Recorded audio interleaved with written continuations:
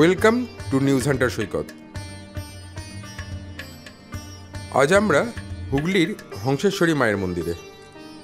হুগলি জেলার মাসবেড়িয়ায় গঙ্গার তীরে দাঁড়িয়ে আছে এক অনন্য তীর্থক্ষেত্র হংসেশ্বরী মন্দির। এই মন্দিরটি শুধুই একটি পূজাস্থল নয়, এটি বাংলার ধর্ম, স্থাপত্য আর আধ্যাত্মিক ভাবনার এক জীবন্ত প্রতীক। মন্দিরটি নির্মাণের সূত্রপাত হয়েছিল রাজা নৃসিংহনারায়ণের সময়। তিনি স্বপ্নে মাতৃরূপ দর্শন পান এবং সেই আদেশ অনুযায়ী হংসেশ্বরী মায়ের মন্দিরের নির্মাণের কাজ শুরু করেন।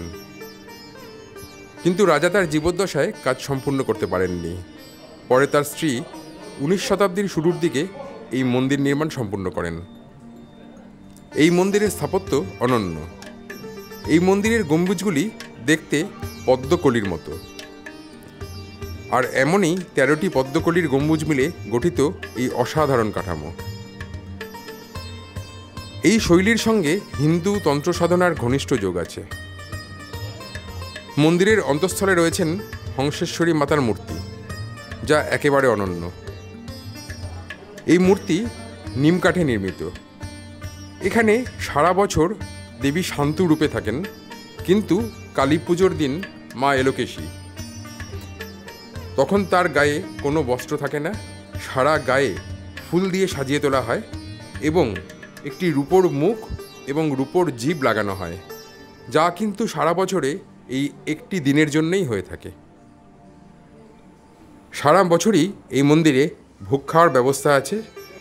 ভক্তরা পশ্চিমবঙ্গের দূর দূরান্ত থেকে মা হংসেশ্বরীকে দর্শন করতে আসেন এবং নির্দিষ্ট মূল্যের কুপন কেটে তারা ভোগ গ্রহণ করতে পারেন।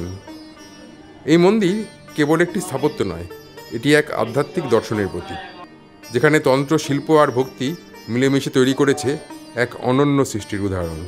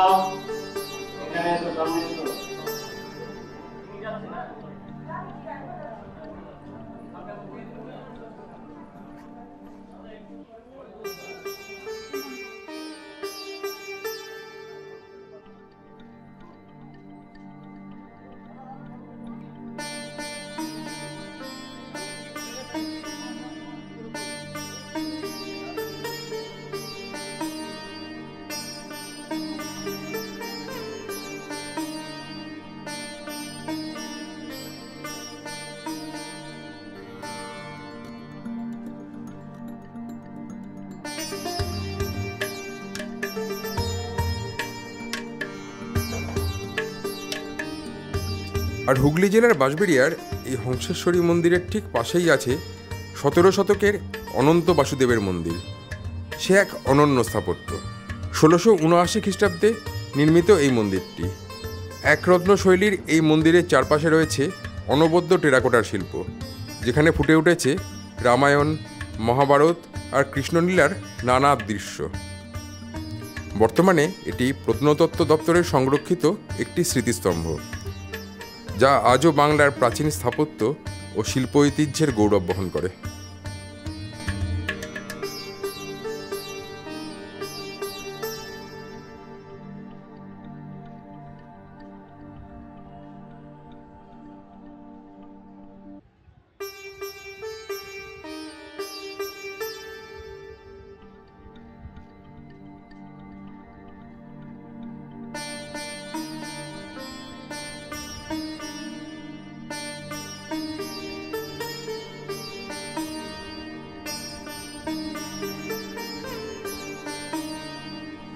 বছরে বড় আমাদের দুটো উৎসব, সানযাত্রা হচ্ছে মায়ের প্রতিষ্ঠা দিবস আর বাৎসরিক কালী পুজো। 365 দিন মায়ের মূর্তি হচ্ছে শান্ত মূর্তি। বাৎসরিক কালী পুজোর দিন সন্ধ্যারতির পর মাকে রাজবেশ পরানো হয়, এক রাতের জন্য হচ্ছে এলেকি শুরু। সেই রাত্রিতে আগামীকাল যে আমাদের বাৎসরিক পুজো, সন্ধ্যারতির পর মাকে রাজবেশ পরানো হবে। সেই রাজবেশে কোনো গায়ে বস্ত্র থাকবে না, সারা অঙ্গে ফুল মালা অলঙ্কার, এবং এই মুখের উপর একটি রূপোর মুখে সোনার জিভ পরানো হবে এক রাতের জন্য।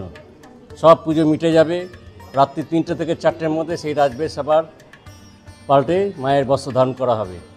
মায়ের মূর্তি হচ্ছে কালী মূর্তি, কালীর শান্তরূপ, চতুর্ভুজা, মহাকাল সাহিত্য, পঞ্চমুণ্ডী আসন প্রথমটা, তারপর হচ্ছে অষ্টদল, প্রথম সহস্রদল অষ্টদল, তারপর ত্রিকোণ বেদী, মহাকাল সাহিত্য। মহাকালী হৃদয় থেকে পদ্ম বেরিয়েছে, দ্বাদশ পদ্মের উপর মা বসে আছেন। বেদী এবং মহাকাল হচ্ছে পাথরের, মায়ের মূর্তি হচ্ছে নিমকাঠ। রাজা নৃসিংহদেব রায় এই 1801 শুরু করেন, 1802 তিনি দেহ রাখেন। তারপর ওনার দ্বিতীয় স্ত্রী রানী শঙ্করী 1814-তে শেষ করেন। তারপর মাকে প্রতিষ্ঠা করা হয়। আমাদের এবছরে কালী পুজো সকাল যেমন মন্দির 7টা খোলার পর থেকে পুজো শুরু হবে। মেন পুজো 10টায় হবে, প্রথম অঞ্জলি 11টা হবে, শেষ অঞ্জলি 12টা 20-তে। তারপর ভোগ নিবেদন হবে।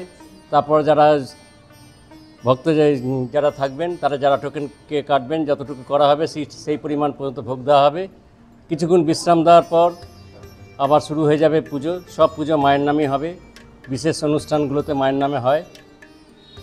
আবার সন্ধ্যারতির পর মাকে রাজবেশ পরিয়ে 7:30টায় মন্দির মায়ের বাৎসরিক কালী পুজো বসা হবে। 10:30টায় অঞ্জলি শেষ, তার আগে প্রদীপ জ্বালানোর ব্যবস্থা করা হবে। দুপুরে সব ভক্তবৃন্দরা যারাই টোকেন কাটবেন, তারাই যতটুকু হবে সেই পরিমাণ আমরা ভোগ দেবো। এবছর থেকে রাত্রে কোনো ভোগের ব্যবস্থা থাকবে না। এবছর থেকে টোটালি বন্ধ থাকছে। শুধু এই বছরের জন্য নয়, সারা বছরই থাকবে। কালী পুজোর দিন রাত্রে আমরা টোটালি বন্ধ রাখবো।